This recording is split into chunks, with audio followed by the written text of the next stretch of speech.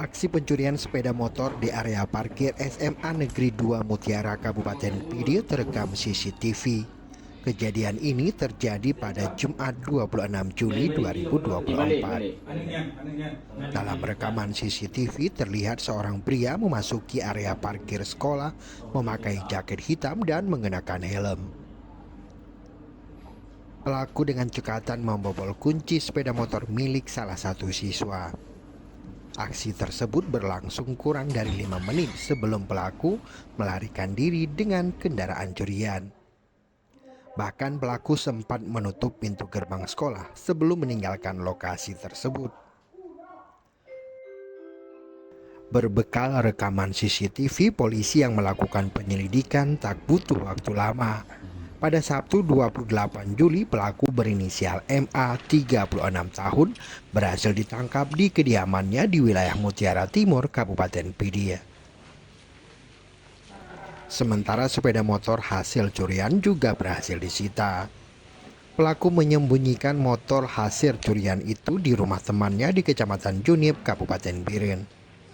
Kapolres Pidi AKBP Jaka Mulyana mengatakan, sebelum melakukan aksi pencurian, pelaku sudah lama memantau sepeda motor tersebut yang dibawa ke sekolah oleh seorang siswa.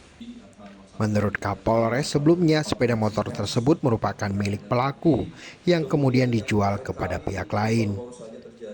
Selanjutnya, motor itu dibeli oleh tetangga desa pelaku, sehingga berbekal kunci ganda yang masih disimpan, pelaku berhasil membawa kabur sepeda motor tersebut. Bahkan pelaku sempat membawa sepeda motor itu ke Bener Meriah untuk dijual kepada adik iparnya, namun ditolak lantaran sudah diketahui bahwa sepeda motor tersebut bukan lagi milik pelaku. Jadi pelaku melakukan pencurian di lokasi parkiran SMA tersebut dengan menggunakan helm, kemudian juga mereka menggunakan kunci ganda.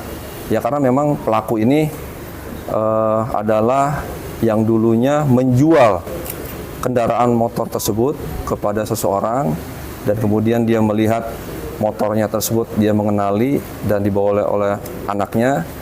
Nah, di situ dia mengambil kunci ganda tersebut ke rumah, kemudian balik lagi ke lokasi dan mengambil motor tersebut.